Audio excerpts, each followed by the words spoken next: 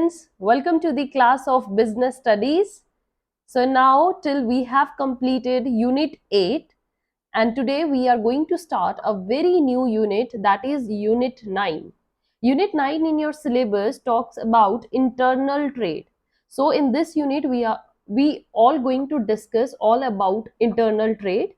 क्या internal trade होता है, इंटरनल ट्रेड के कितने टाइप्स हैं, इंटरनल ट्रेड में हम क्या इंक्लूड करते हैं, and what is outside the scope of internal trade. So this session is now today based on internal trade, its meaning and types. तो बहुत ध्यान से सुनना है बच्चे, टाइप्स पर क्वेश्चन आया है एग्जाम में, सो आपको इंटरनल ट्रेड का मीनिंग भी और टाइप्स भी बहुत अच्छे से क्लियर होने चाहिए. So let's start today's topic. What internal trade means. देखिए ट्रेड आप सबको पता है कि ट्रेड क्या होता है. ट्रेड इज बेसिकली, देखिए ट्रेड की जो हमने ये सिलेबस स्टार्ट किया तो मैंने बिल्कुल स्टार्टिंग में आपको बताया था that business includes trades and in aids to trade. Trade क्या होता है? Buying and selling of goods and services. Right बच्चे, बिजनेस का मतलब ही यही होता है जिसमें आप गुड्स एंड सर्विसेज की प्रोडक्शन करते हो, उनको सेल करते हो और कस्टमर्स उनको आपसे बाय करते हैं. ये होता है ट्रेडिंग. जहां पर बाइंग एंड सेलिंग रुक गई, सपोज कीजिए वहीं आपके बिजनेस एक्टिविटीज रुक गई और बिजनेस वहीं पर स्टार्ट चलना बंद कर देता है. Right, so trade is very essential part of any business, and now this trade was divided into internal, as I said you, internal and external. Okay, external को हम बोलते हैं international and internal को बोलते हैं national. That's their other name. So one is your national trade and other one is your international trade. Right बच्चे? So today in this session first we will discuss internal trade, all about this, and then in coming sessions we will discuss another part, that is external trade. अब बात करते हैं कि internal trade क्या होता है. देखिए बच्चे, internal trade means again वही buying and selling. Right, internal trade का ही मतलब क्या होता है? Buying and selling of goods and services. But internal और एक्सटर्नल को हमें डिफरेंशिएट करना है, तो वो किस बेसिस पे? इंटरनल ट्रेड का मतलब है with in the national boundaries और इनसाइड अ कंट्री. जब कोई ट्रेड जिसमें बाइंग और सेलिंग जो होती है वो एक कंट्री के अंदर ही हो. सपोज कीजिए this is our country India, right, and inside it whatever buying and selling is done inside this country only, inside the boundaries, that will be your internal trade. लेकिन सपोज कीजिए जैसे India के ही नीचे क्या है? श्रीलंका है. जब इंडिया का कोई प्रोडक्ट श्रीलंका में जाएगा, या फिर आप इधर मान लीजिए इधर हमारा नेपाल है बाउंड्री पर, तो नेपाल में कोई प्रोडक्ट जाएगा, ये हो जाएगा एक्सटर्नल ट्रेड. ठीक है ना बच्चे? So within India, within the boundary of the country, that is internal. And when any product या goods and services crosses the boundary, जब वो कंट्री से बाहर निकल जाता है, वो ऑटोमेटिकली एक्सटर्नल ट्रेड बन जाता है. Right, so here first of all what it is that the internal trade means buying and selling of goods and services within the national boundaries or inside a country. Next what it says in it, both the buyer and seller means दोनों ही buyer भी और seller भी, सामान बेचने वाला भी और सामान खरीदने वाला भी, should belong to the same country और वन कंट्री. एक ही कंट्री के वो होने चाहिए. जहां पर डिफरेंट कंट्रीज आ गई वो ऑटोमेटिकली एक्सटर्नल या इंटरनेशनल ट्रेड हो जाएगा. Now internal trade includes both physical and online buying and selling. Right, इसमें आपको फिजिकल भी स्टोर्स वगैरह दिखते हैं, प्लस आप ऑनलाइन भी बाय एंड सेल कर सकते हो. There are various online websites through which you can buy and sell your products. Right, so this is physical and online buying and selling of goods and services. Right, and that is within the boundaries of the country. तो ये बच्चे हो गया हमारा meaning of internal trade. Now we will see what are the types of internal trade. So internal trade के types क्या होते हैं? As you can see we have, first we have the wholesale trade and retail trade. हम internal trade को next जो define करते हैं वो एक होलसेल ट्रेड में करते हैं और एक रिटेल ट्रेड होता है, इसमें हम इसको डिवाइड करते हैं. अब होलसेल ट्रेड क्या होता है? बहुत सारे बच्चों ने शायद इसका नेम सुना भी होगा. Wholesale trade is, it refers to the buying and selling of the goods and services in bulk. जब आप बल्क में सामान लेकर आते हो और in large quantities for resale, ताकि आप उसको आगे किसी शॉपकीपर या फिर किसी सेलर को ही बेचो, that is wholesale trading. Wholesaler क्या होते हैं बच्चे, वो डायरेक्ट कंज्यूमर्स को नहीं बेच सकते। क्या होता है, जैसे सामान आया, प्रोड्यूसर ने पूरा सामान बनाया, अब प्रोड्यूसर भी खुद जाकर कस्टमर को तो नहीं ढूंढेगा, वो एक चेन बनाएगा, उसके पास पहले कौन जाएगा, होलसेलर। होलसेलर आएगा प्रोड्यूसर के पास, वो कहेगा कि मैं आपसे ज्यादा सामान ले लेता हूं, और होलसेलर उस ज्यादा सामान को वेरियस रिटेलर्स को दे देता है। यहाँ मैंने एक लिखा है बट बहुत सारे रिटेलर्स होते हैं, वो आते हैं स्मॉल बेसिस पर बिजनेस करते हैं और होलसेलर से सामान खरीदते हैं।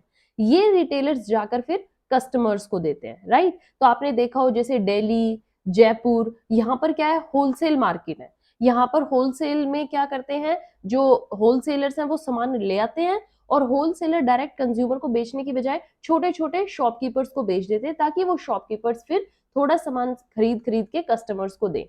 सो होलसेल ट्रेडिंग क्या होती है बच्चे, जिसमें बल्क में सामान खरीदा जाता है, और किससे खरीदा जाता है, प्रोड्यूसर से।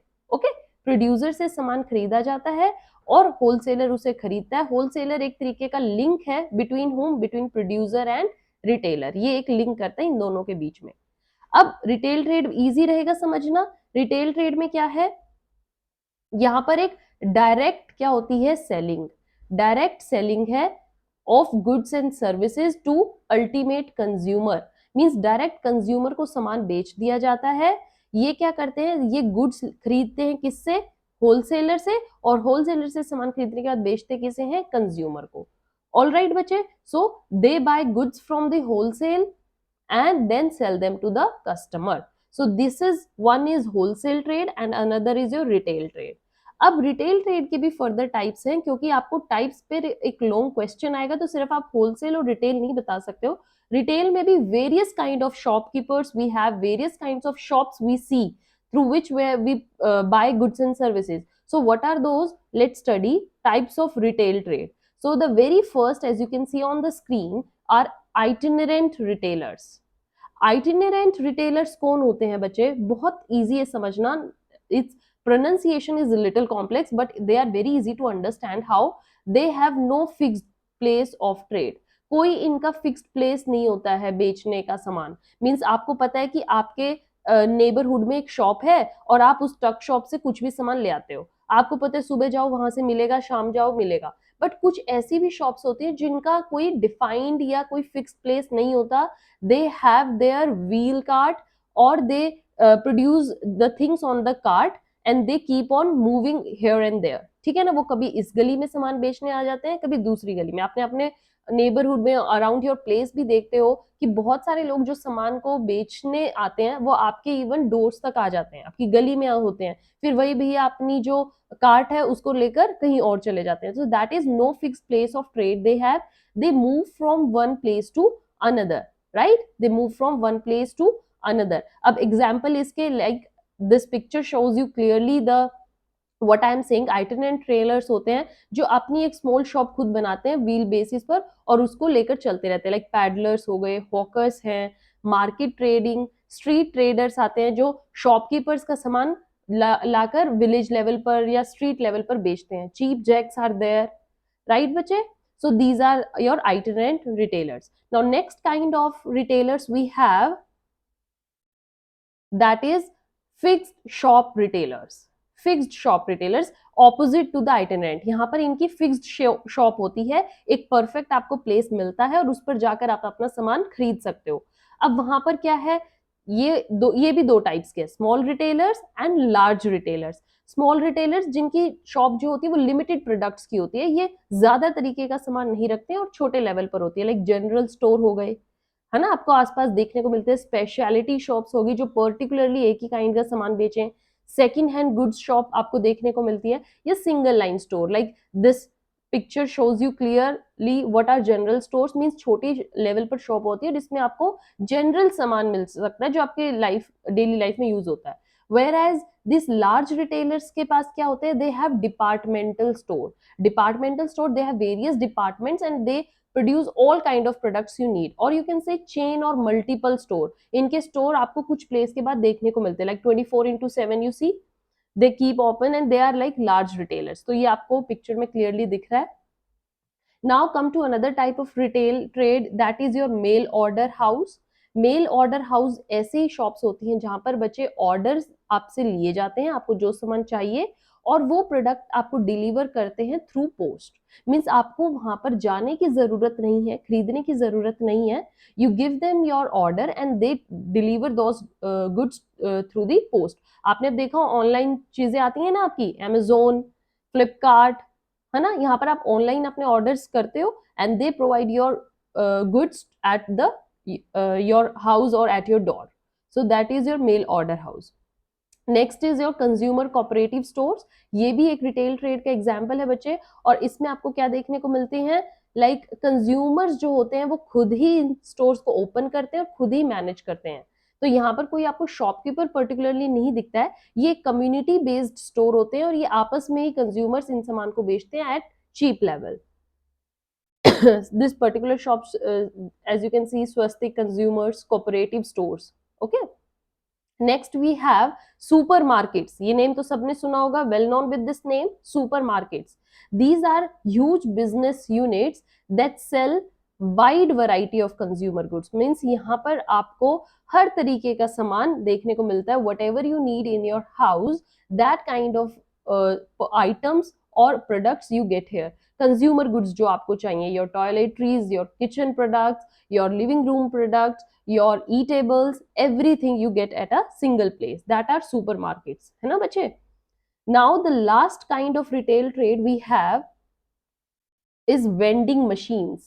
Okay, वेंडिंग मशीन्स क्या होती हैं बच्चे? वेंडिंग मशीन्स आपने देखा हो आजकल बहुत देखने को मिलती है प्लेटफॉर्म्स पर, जिसमें क्या करते हो, आपको एक मेटालिक कॉइन या प्लास्टिक मनी दी जाती है जिसके थ्रू आप उसमें अपना मनी डालते हो और आपको जो भी प्रोडक्ट चाहिए वो एक थ्रू पर्टिकुलर प्लेस से निकल के आ जाता है। जैसे this is very newest kind of marketing method, बहुत ही नया कंसेप्ट आया मार्केट में, और इसमें कॉइन या प्लास्टिक मनी ही यूज होती है जिसके थ्रू वो वेंडिंग मशीन चलती है और वो खुद ही आपके प्रोडक्ट को आपको देती है। लाइक हॉट बेवरेजेस, आपने देखा हो जो कैफेज वगैरह होते हैं वहां पर कहीं कहीं इंस्टॉल हो चुकी है वेंडिंग मशीन। आप कॉइन डालोगे और उतने ही जितनी आपको बेवरेज होगी वो आपके कप में आ जाएगी। दैट प्लेटफॉर्म टिकट्स आजकल इसके थ्रू ही मिलती है, वेंडिंग मशीन के थ्रू आप इधर कॉइन डालते हो, टिकट आपकी निकल के आ जाती है। ठीक है, outside countries have lot of vending machines because they lack manpower and that's why these automatic machines help a lot in this kind of trade.